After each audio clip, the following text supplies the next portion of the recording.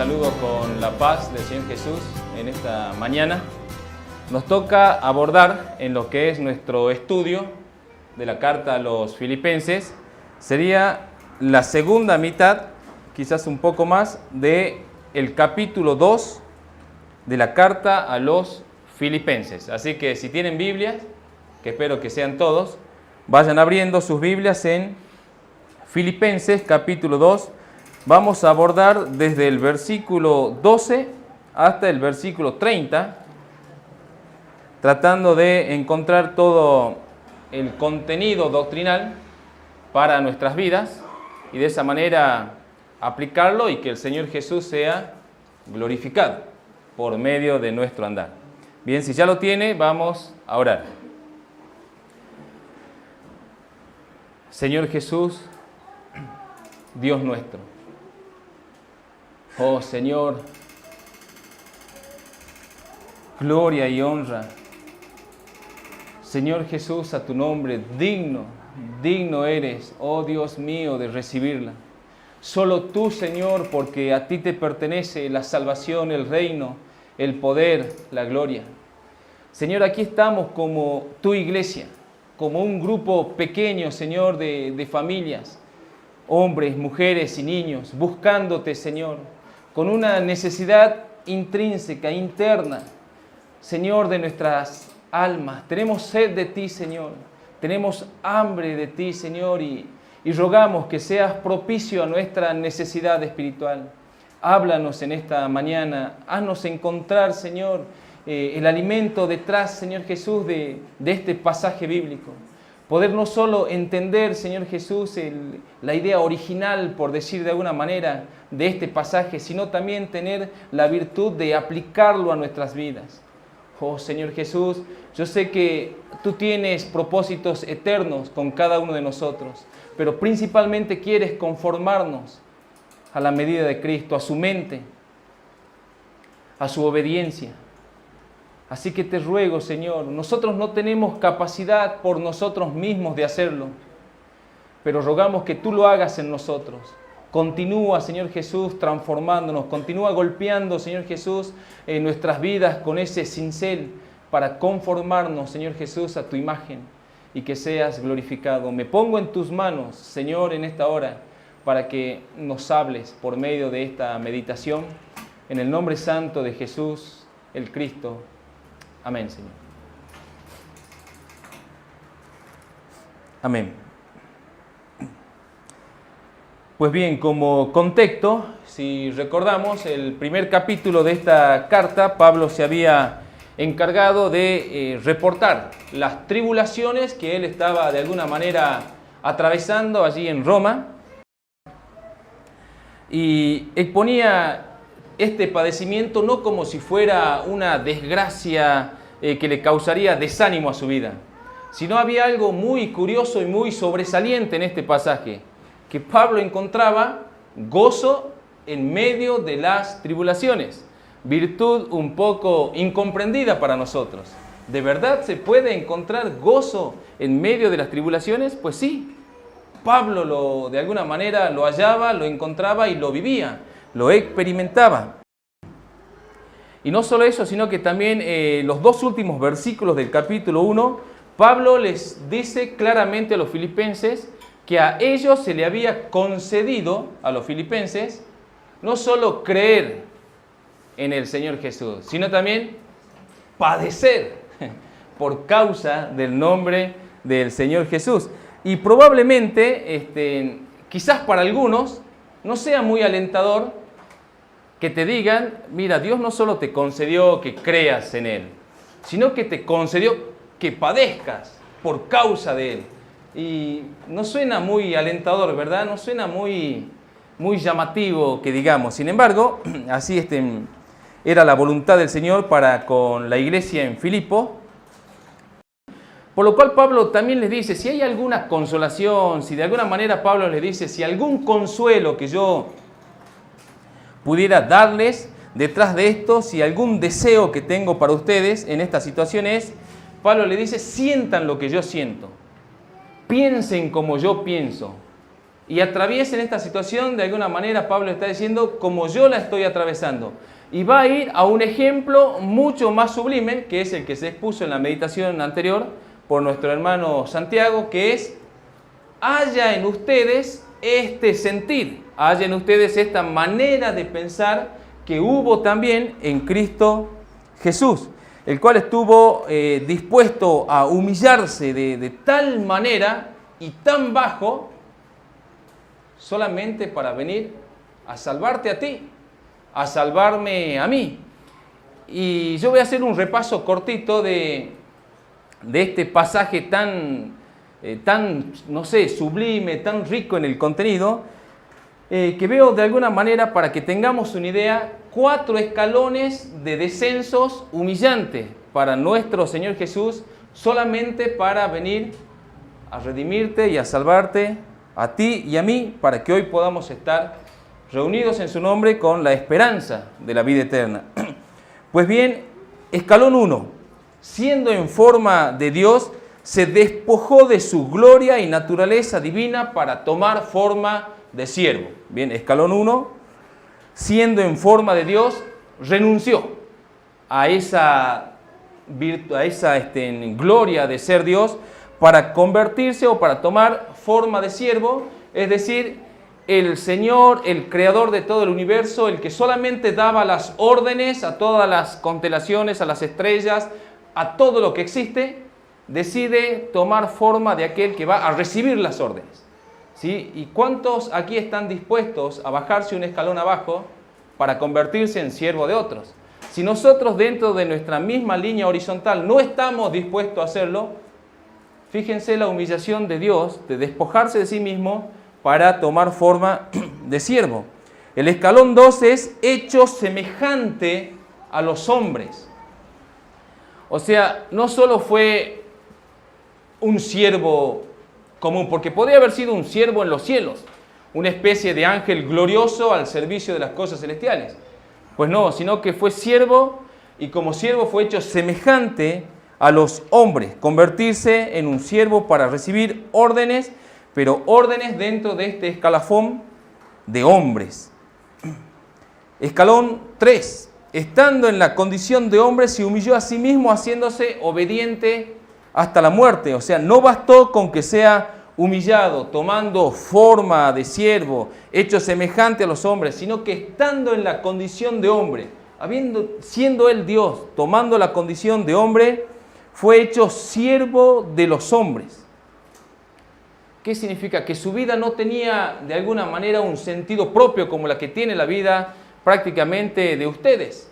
De decir, yo quiero en mi vida tener tales cosas, buscar tales cosas, ser alguien, ser algo. Sin embargo, Jesús vino con una vida trazada donde no tenía de alguna manera margen a pensar por sí mismo, sino ser obediente hasta la muerte para servir a los hombres. Y el cuarto escalón de todo esto es muerte de cruz, muerte humillante. Una muerte de alguna manera totalmente carente de honra.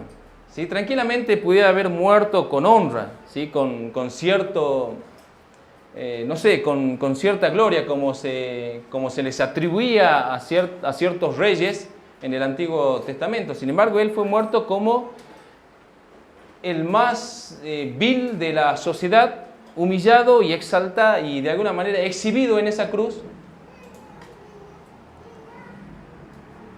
Y de alguna manera Jesús descendió de estos 4 escalones, por graficarlo de alguna manera, solamente para salvarnos.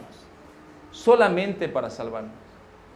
Y quizás no lo podamos ver tan claro, pero hay una gran humillación de parte de Cristo, tan solo para venir a rescatarnos a nosotros.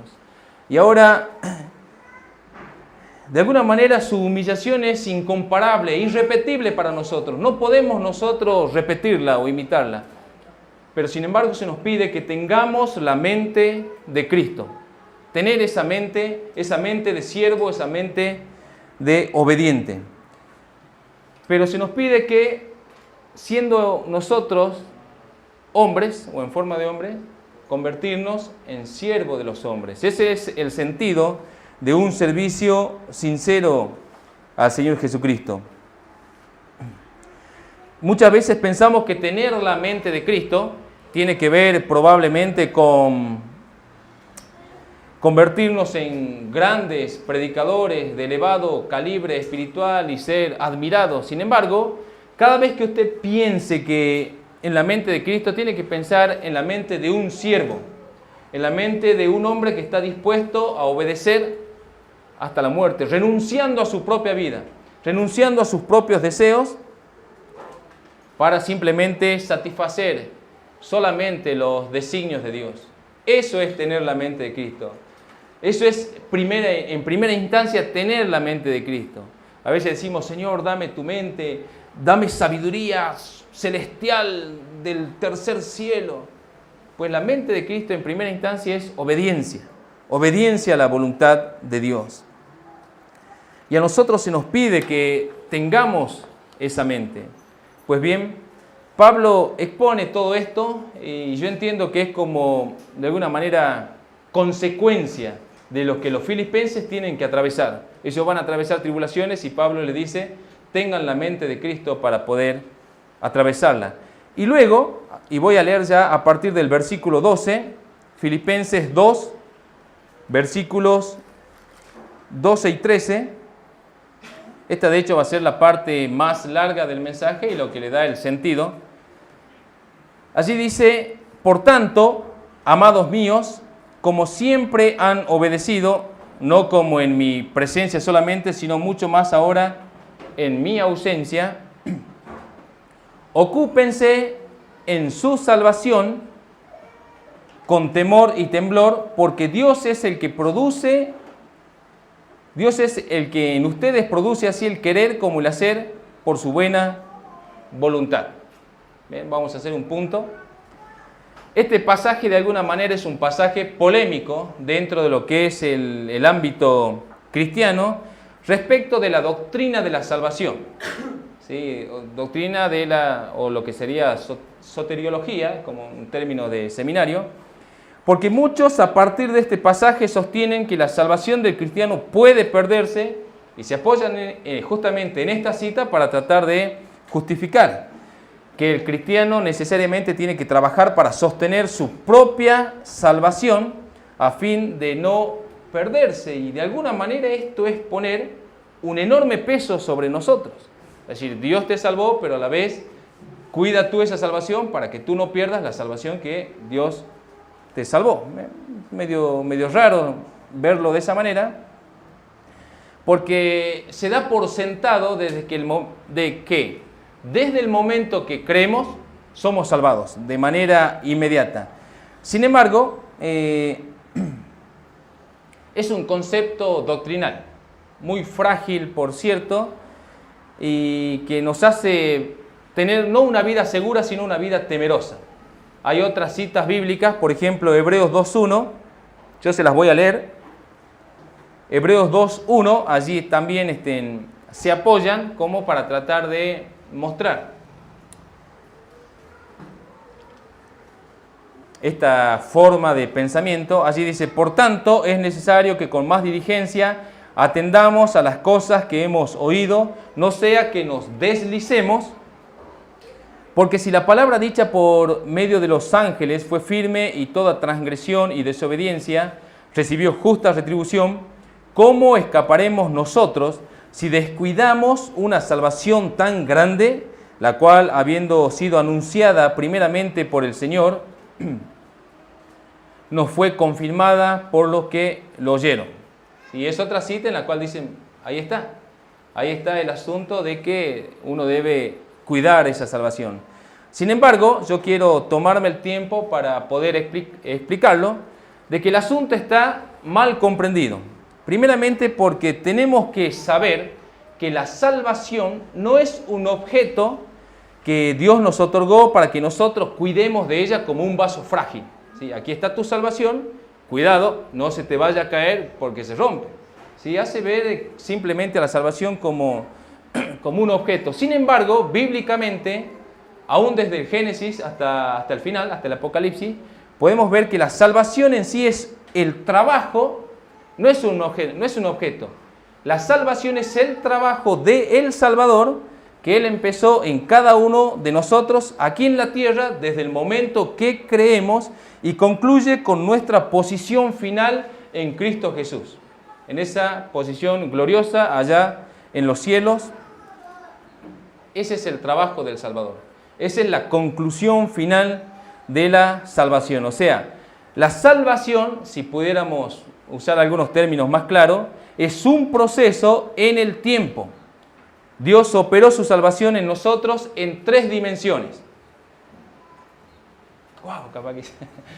3 dimensiones en el sentido. En el pasado, en el presente y en el futuro. La dimensión pasada tiene que ver con nuestra justificación y eso se realizó por medio de la cruz, en el Calvario.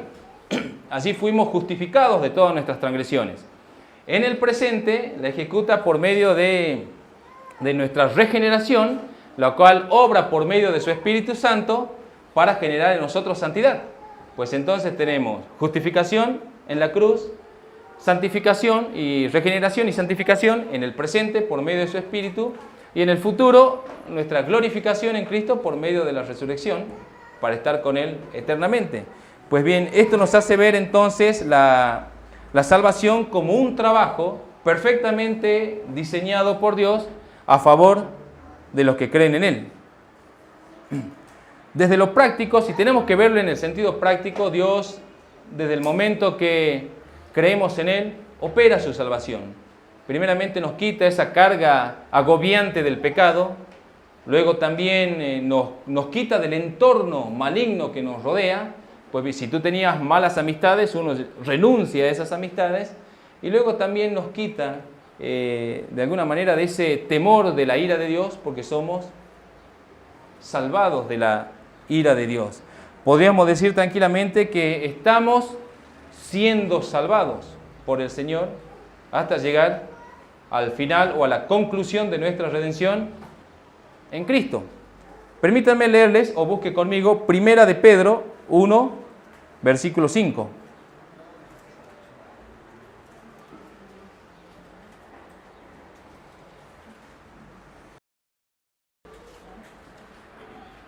Primera de Pedro 1, 5 dice que son guardados por el poder de Dios mediante la fe para alcanzar la salvación que está preparada para ser manifestada en el tiempo postrero. Para alcanzar la salvación que está preparada para ser manifestada, ¿cuándo? En el futuro. Allí es la conclusión de la salvación.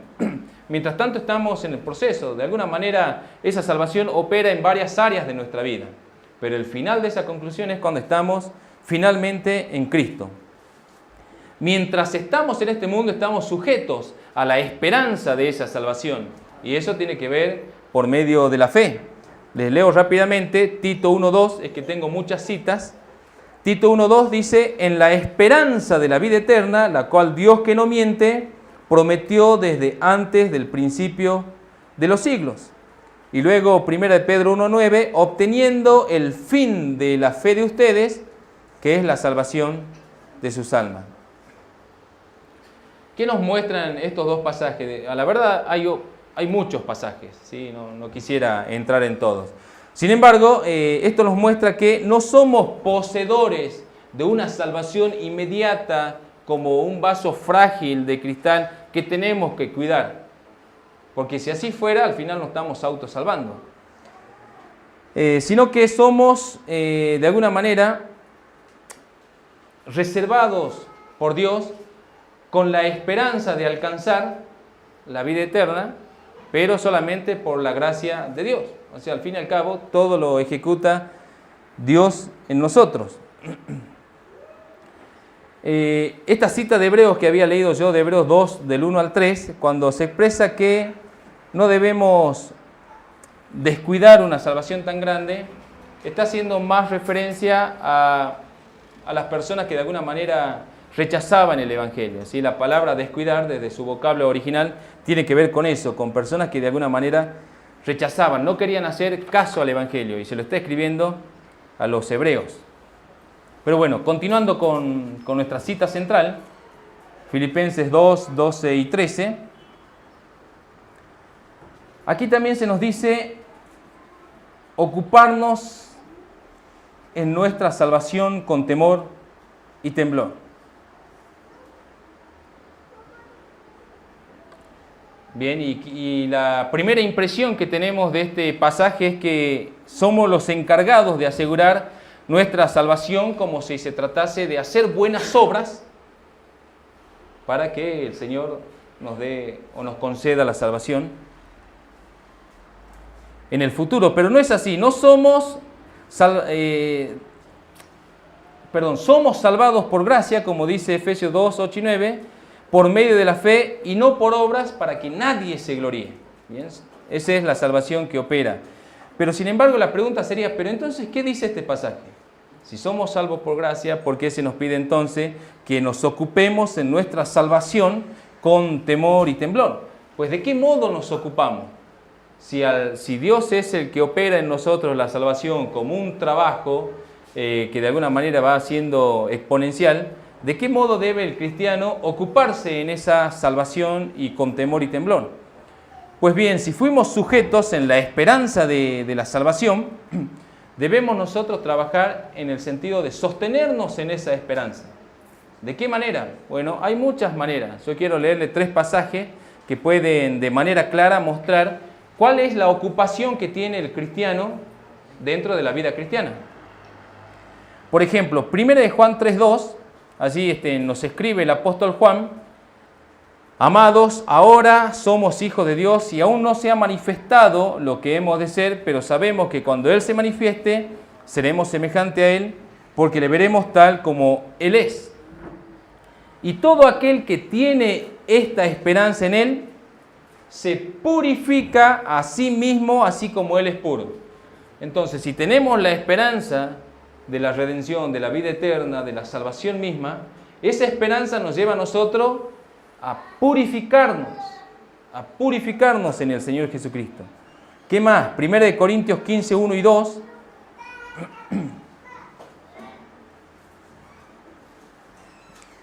Además, les declaro, hermanos, el evangelio que les he predicado, el cual también recibieron, en el cual también perseveran, por el cual, asimismo, si retienen la palabra que les he predicado, son salvados si no creyeron en vano. Otra manera entonces de sostenernos en esa esperanza es estando asidos de la palabra del Señor Jesús, sostenidos en la palabra del Señor.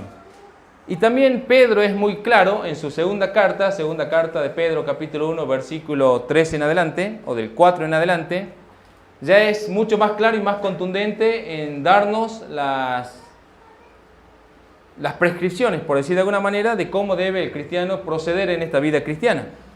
Dice, por medio de las cuales, desde el versículo 4, nos ha dado preciosas y grandísimas promesas, para que por ellas llegasen a ser participantes de la naturaleza divina, habiendo huido de la corrupción que hay en el mundo a causa de la concupiscencia.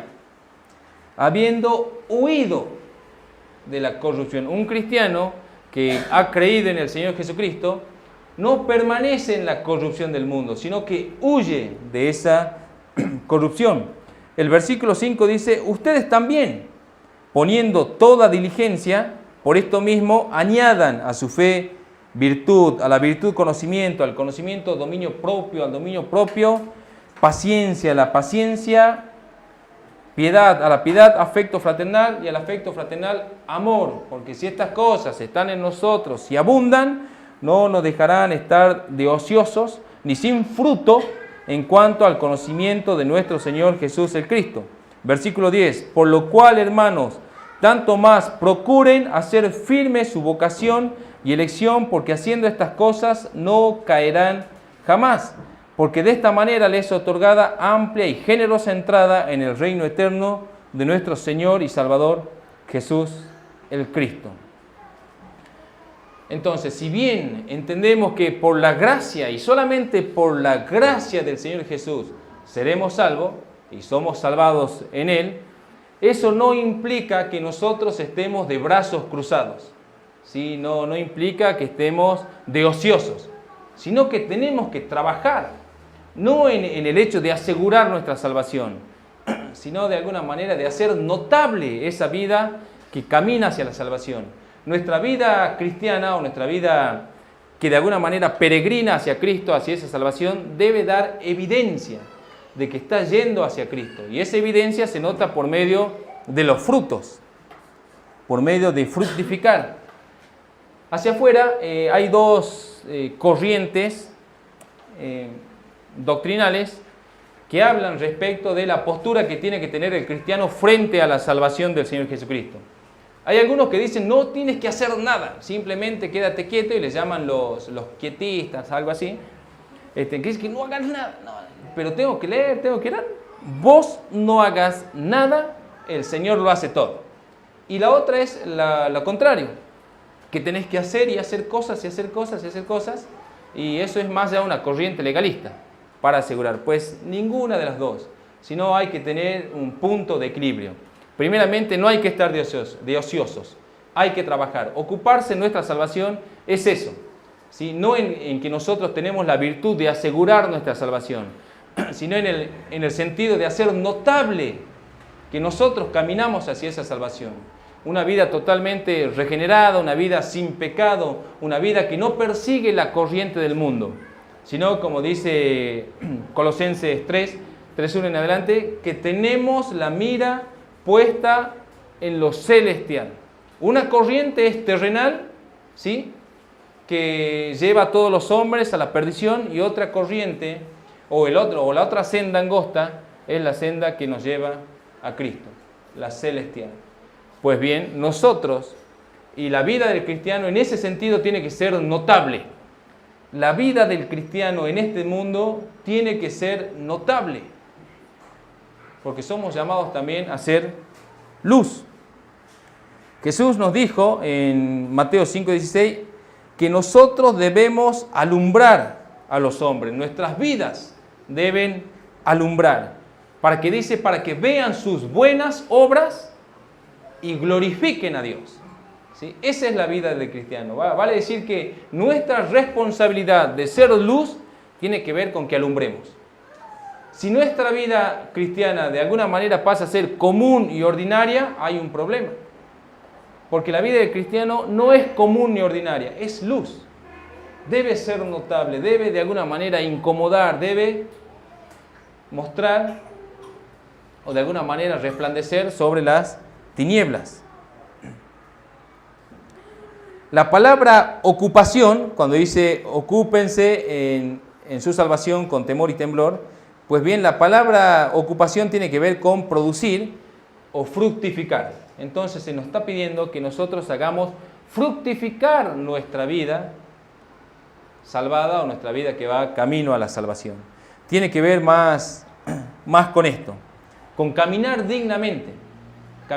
dignamente la vida cristiana.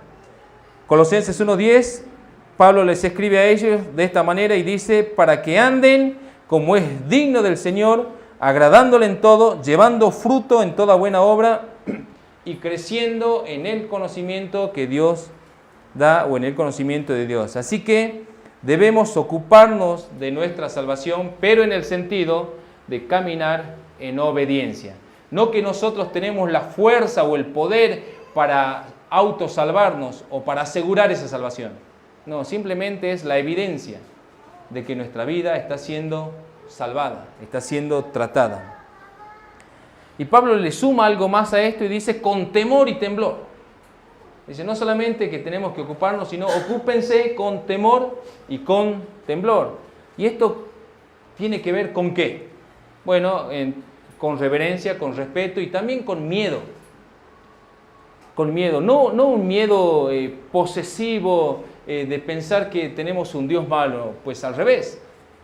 El miedo de saber que tenemos un Dios justo y que va a hacer justicia y que nosotros debemos proceder, así como los hijos suelen tenerle cierto miedo sano, por decir de alguna manera, a sus padres, así nosotros también debemos conducirnos con temor y temblor delante de Dios.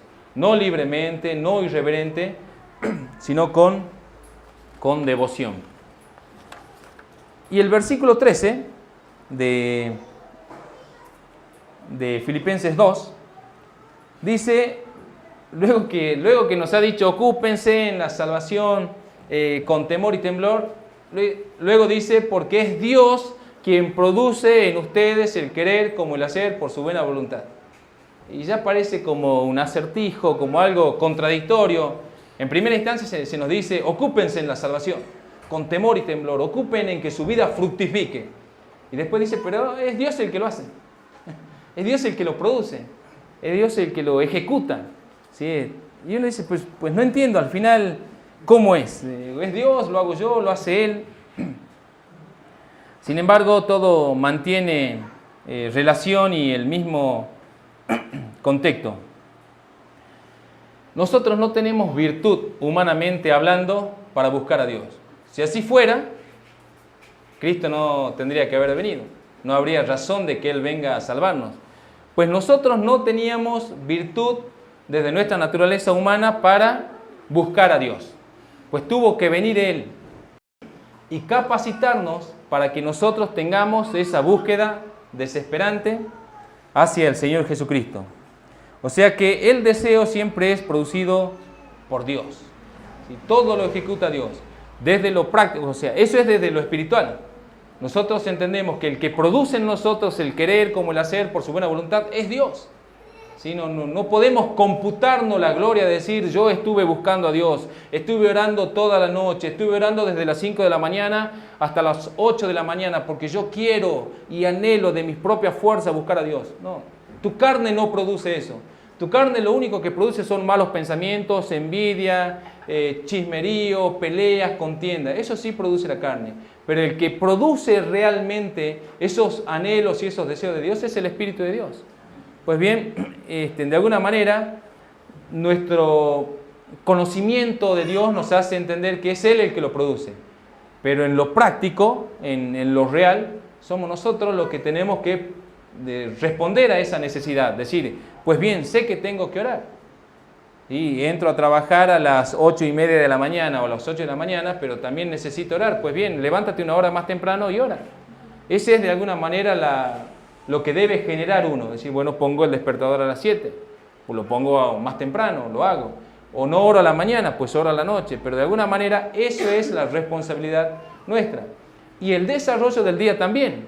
El desarrollo del día, de lo que sería la rutina del cristiano, también tiene que ser una vida que glorifica al Señor en todas las instancias. En los círculos que me muevan, visitando personas, no sé, estando en un entorno, tienen que alumbrar, tienen que brillar. Pues bien, algunas citas, Pablo dice en Colosenses 1:29, dice, por lo cual también trabajo luchando según la potencia de Él, la cual actúa poderosamente en mí. Entonces, por un lado, tenemos que hacer fructificar nuestra vida cristiana que se encamina hacia esa eterna salvación. Pero por otro lado, esa capacitación nos da el Espíritu. Si no tuviéramos esa capacitación sería imposible. Desde el verso 14 al 16, Pablo escribe de esta manera, dice, hagan todo sin murmuraciones y contienda. Nos viene hablando muy espiritualmente y de repente pasa esta parte que dice, pues bien, hagan todo sin murmuraciones y contienda, para que sean irreprensibles y sencillos, hijos de Dios, sin mancha, en medio de una generación maligna y perversa, en medio de la cual resplandecen como luminares en el mundo, asidos de la palabra de vida, para que en el día de Cristo yo pueda gloriarme de que no he corrido en vano, ni en vano he trabajado, dice Pablo. Un andar sincero, sumido en la voluntad de Dios, buscando el consejo de Dios, buscando la obediencia en Dios, hará que nuestra vida sea una vida que ilumine hacia afuera. No se nos pide bíblicamente solamente un cambio moral. ¿Sí? De hecho, afuera hay personas que son incrédulas, pero que moralmente tienen una familia y hasta a veces mejor constituida que algunos cristianos, ¿verdad? Y uno dice, wow, qué familia tan linda, se tratan bien, ellos se quieren mucho, salen de paseo todos juntos. pero no tienen a Cristo. Entonces ellos no tienen nada. Pero acá no se nos pide simplemente un cambio moral, se nos pide un cambio de mentalidad, un cambio de dirección, un cambio de dirección, un cambio de senda. El mundo tiene su corriente, de hecho es la corriente del mundo, y es la que de alguna manera agrupa y encasilla a todas las personas en esa corriente. Cada persona que nace en este mundo nace sumido en esa corriente. Él va a crecer para esa corriente, va a vivir para esa corriente, va a buscar las cosas que esa corriente le ofrece.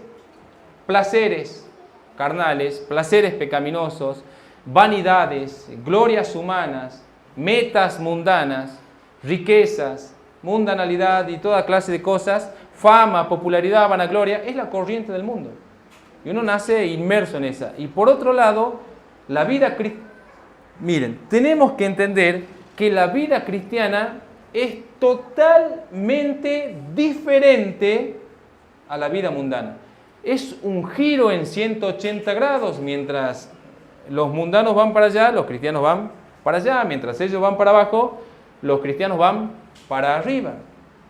Pues bien, eso no puede pasar desapercibido. Yo personalmente soy de los que piensan que la vida del cristiano, si bien no es una vida revolucionaria, es una vida muy notable. La vida del cristiano es una vida notable, es una vida extraordinaria. La vida de Jesús no fue una vida irrelevante. De alguna manera, el andar de Jesús generó cierta revolución. La vida de los apóstoles generó cierta revolución. La vida de Pablo generó cierta revolución. No porque él era un revolucionario, sino porque su vida, vivir realmente para Cristo, hacía que su vida sea una vida extraordinaria. Pues entonces, nuestra vida no puede pasar desapercibida en el mundo. No, al menos no es lo que la Biblia nos muestra. Sino, no existe el cristiano ordinario. Dice, no, yo soy un cristiano pacífico, ordinario, congregante común. Eso no existe, al menos no bíblicamente. Sí existe la vida entregada al Señor Jesús, la vida que glorifica al Señor Jesucristo. Y más todavía, en este tiempo, cómo no la iglesia, cómo no debe brillar en este tiempo con medio de una sociedad perversa, maligna. Y díganme si estoy equivocado, con esta tendencia de cambios de géneros y de tantas ideologías perversas que la están insertando. Ellos directamente están promoviendo el pecado, están promoviendo esa depravación. ¿Y qué? ¿La iglesia va simplemente a mirarlo? ¿La iglesia va simplemente a decir, bueno, está bien que suceda? Nuestra vida también tiene que alumbrar. ¿Qué es lo que hace la luz en las tinieblas? Resplandece y pone en evidencia toda la suciedad, toda la basura. Pues bien, la vida cristiana es así. De alguna manera tiene que manifestarse, tiene que notarse la otra dirección. ¿Sí? Denunciar esas malas prácticas. Aquí se nos dice que debemos resplandecer como luminares en el mundo. Resplandecer en medio de esta generación maligna y perversa. Asidos de la palabra. La única manera de resplandecer va a ser si es que nuestra conducta, nuestra vida está asida, aferrada, agarrada de la palabra de Dios. No hay otra manera de resplandecer. Es como, por decir de alguna manera, no encuentro otra manera más sencilla de explicarlo. Si usted es un foco, ¿sí? La palabra es el cable que lleva la corriente, ¿bien? Un foco solo no puede alumbrar, pero si está conectado, entonces la corriente puede fluir y puede alumbrar. Pues bien, si nosotros somos foco, esa corriente es el Espíritu y la Escritura misma la que nos mantiene encendido. Si yo digo que soy cristiano y no leo las Escrituras, ¿qué clase de cristianismo puedo estar viviendo o practicando? Y hagan todo sin murmuraciones ni contiendas. El pueblo hebreo fue un pueblo que se la pasó murmurando, se la pasó teniendo contiendas. No sé cuántos jueces tuvo que nombrar David por causa de las contiendas. Perdón, Moisés por causa de la contienda. Y uno suele murmurar siempre en los problemas, en los conflictos. Uno siempre suele murmurar en las tribulaciones. Mientras está todo bien, mientras el sueldo no varía o el sueldo aumenta, no sé, una buena economía, buenas cosas en casa, uno puede vivir sin murmurar. Pero cuando algunas cosas cambian, empiezan las murmuraciones. Pues bien, así era el pueblo hebreo en el desierto. ¿Y qué pasó con ese pueblo? Borrado de la historia, no entraron. Entonces aquí se nos dice, hagan todo sin murmuraciones y sin contiendas. Y el versículo 17 y 18, continuando, capítulo 2, Pablo escribe, y aunque sea derramado en libación sobre el sacrificio y servicio de la fe de ustedes, me gozo y regocijo con todos ustedes, y asimismo gócense y regocíjense también ustedes conmigo. Pues bien, nos recuerda Pablo que el motor de su gozo es la eficacia del trabajo. ¿Sí? La satisfacción que Pablo podía encontrar no era si es que su integridad física estaba bien o si es que sus enseres, sus cosas estaban bien, sino la razón del gozo de Pablo radicaba en la eficacia del trabajo. Si el trabajo respondía, Pablo estaba gozoso. Y en esta ocasión Pablo dice, aunque yo sea derramado en libación sobre el sacrificio, igual me gozo. Pues bien, libar era ese chorro de vino que se echaba sobre el sacrificio. Bien, el sacrificio en sí era lo importante, pero también parte del sacrificio era echarle un chorro de vino y ese vino se evaporaba rápidamente.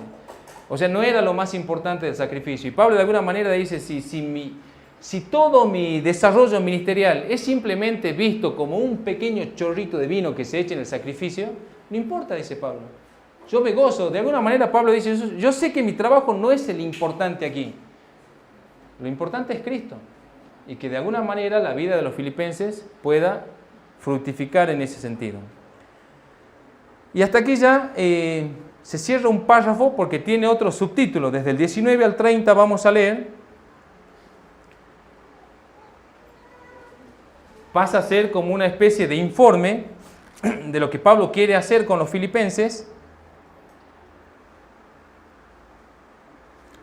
Allí dice,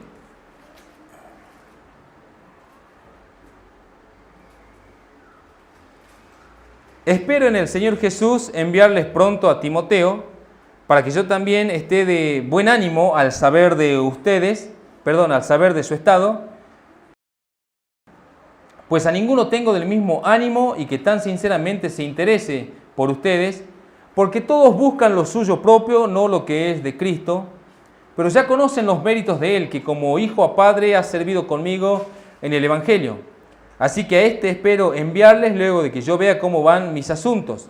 Y confío en el Señor que yo también iré pronto a ustedes. Mas tuve por necesario enviarles a Epafrodito, mi hermano y colaborador y compañero de milicia, su mensajero y ministrador de mis necesidades, porque él tenía gran deseo de verles a todos ustedes y gravemente se angustió porque habían escuchado que había enfermado, pues en verdad estuvo enfermo, a punto de morir, pero Dios tuvo misericordia de él, y no solamente de él, sino también de mí, para que yo no tuviese tristeza sobre tristeza. Así que le envío con mayor solicitud para que al verle de nuevo se gocen y yo esté con menos tristeza.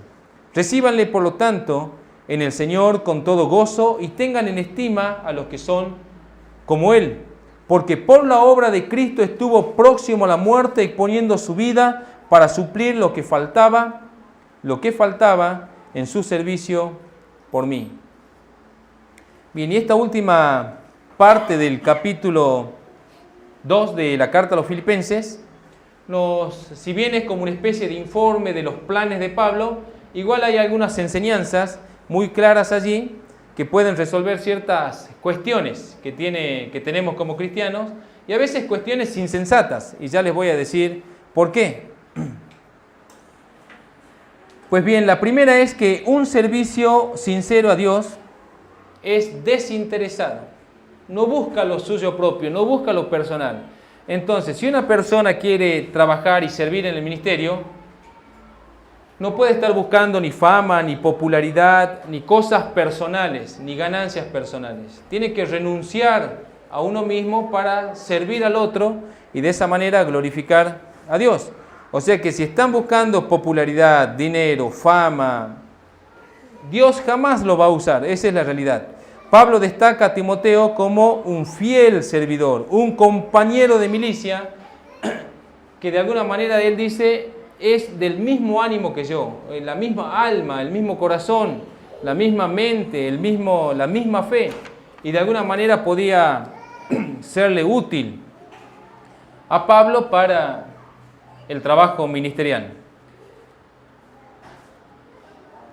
Luego también tenemos en este mismo pasaje a otro colaborador que es Epafrodito. Y poco se conoce, poco habla la escritura de Epafrodito. Algunos piensan que puede llegar a ser Epafra, pero no hay documento o algo que puedan afirmar eso. Es muy probable que sea Epafras o no. Pero bien, Epafrodito era de la iglesia de Filipo. Era oriundo de Filipo, parte de la iglesia de los filipenses, probablemente alguien muy importante en la iglesia de los filipenses, una especie de apóstol local. Por eso fue enviado a verlo a Pablo y ministrarle ciertas dádivas que los filipenses querían acercar a Pablo. De hecho, el hecho de que Epafrodito se haya encontrado con Pablo en Roma, partiendo de Filipo para verlo en Roma, un viaje aproximadamente de 1100 kilómetros que tuvo que hacer Epafrodito para encontrarse con Pablo en Roma y darles las dádivas, probablemente cosas económicas, que les habían juntado la iglesia de Filipo para Pablo, para ayudarlo allí en Roma donde él estaba. Y allí se encuentra Epafrodito con Pablo y decide quedarse al servicio de Pablo un tiempo, ¿sí? Decide quedarse un tiempo para servir a Pablo, ayudarlo, y Pablo lo menciona a Epafrodito, dice, como mi hermano, como mi colaborador y compañero de milicia. Y esto muestra la utilidad de Epafrodito, de que no era ninguna persona novata o común, sino alguien con quien Pablo podía contar y apoyarse. Un nombre medio raro, el de Epafrodito, ¿sí? De hecho, tiene que ver con Afrodita, la diosa de los griegos, y es como una especie de devoto de Afrodita. Eso significa el nombre de él, devoto de Afrodita o favorito de Afrodita, algo así. Pero un nombre bastante griego, bastante raro, pero bueno, no viene al caso. Ahora, ¿qué pasó con Epafrodito? Se enfermó gravemente y estuvo cercano a la muerte. Y la gran cuestión que a veces surge en este pasaje es, ¿y por qué Pablo no lo sanó? A Epafrodito, a su propio compañero que estaba allí. El libro de los Hechos, en Hechos 19, se registra que Pablo hizo grandes milagros en el Señor Jesucristo. Aún la ropa de él, dice que llevaban los paños, los delantales de él, lo ponían sobre algunos que estaban enfermos y sanaban. Pero pues, ¿por qué no pudo sanar a Epafrodito? ¿Será que estaba Epafrodito en pecado? Pues muchas preguntas surgen cuando uno se encuentra frente a estas situaciones. Sin embargo, acá vemos tres enseñanzas claras. Primero, la enfermedad no es siempre el resultado del pecado. Pues el verso dice claramente que Epafrodito enfermó por causa de la obra de Cristo, ¿sí? Y a veces también se cree eso. ¿Por qué enfermó el pastor? ¿Por qué enfermó el hijo del pastor? Debe andar en pecado, en algo debe estar. ¿Por qué enfermó la hermana tanto? Y algún pecado debe estar ocultando. Miren, puede ser, como también puede ser que no. Entonces, lo que hay que sacarse de la mente es que la enfermedad no siempre es sinónimo de pecado, sino también de la prueba que Dios quiere hacer y de lo que Él quiere operar. Punto 2. No siempre es la voluntad de Dios sanar a sus servidores. Y esto es una decisión soberana de Él. De hecho, operó por medio de Pablo para sanar unos cuantos y no quiso operar para sanar a Epafrodito. Entonces, no es voluntad de los hombres, sino es pura decisión soberana de Dios cuando Él va a sanar. Tercero, la sanidad o la restauración de la salud de un hermano es pura misericordia de Dios. Pura misericordia de Dios. O sea, nosotros no podemos atribuirnos el derecho de reclamarle a Dios que nos sane, sino tenemos que agradecerle cuando nos sana, porque está operando su misericordia con cada uno de nosotros. Y en este corto relato, o en este relato que más contiene información de lo que Pablo quiere hacer, de los planes de Pablo, se muestra a un hombre básicamente desconocido como Epafrodito, que pudo servir a Dios y que pudo hacerlo sinceramente, exponiendo su vida al servicio de otro. Y eso es de alguna manera un gran ejemplo. Pues bien, para concluir lo que sería el capítulo 2, para mí el punto central de lo que nos quiere expresar este texto es lo que yo he de alguna manera titulado fructifiquen su salvación, fructifiquen su salvación. Y tiene que ver con la responsabilidad de alumbrar. El cristiano tiene la responsabilidad de alumbrar, de resplandecer por medio de una vida en santidad, una vida notable, una vida diferente a la del mundo, una vida opuesta a la corriente del mundo, que principalmente busca las cosas de Dios y no las que el mundo ofrece. Se vienen tiempos difíciles y a menos que no se tenga la mente de Cristo, no vamos a poder atravesar esos tiempos difíciles. Si yo no sé si la iglesia aquí en Salta o en Argentina tendrá que atravesar ciertas clases de tribulaciones, no lo sé. Pero ¿cómo están las cosas? Personalmente pienso que sí, que algo de eso vamos a atravesar. Con todo este asunto de la identidad de género en las escuelas, ideologías perversas que se quieren transmitir a los niños ya de temprana edad, desde el kinder, como dicen, desde los 4 años, desde los 5, desde los 6. ¿Qué va a hacer la iglesia frente a esa situación? Tiene que reaccionar. ¿Sí? ¿Qué? ¿Le voy a dar mis hijos a esta gente para que los instruya, para que lo eduque? Y no. ¿Cómo va a reaccionar el mundo frente a algunas decisiones notables de los cristianos? Probablemente con hostilidad, probablemente con guerra. De hecho, yo veo algunos videos serían de activistas que están en contra de la ideología de género, pero son perseguidos, son insultados, a veces son escupidos, porque de alguna manera el mundo está reaccionando mal contra sus propios opositores.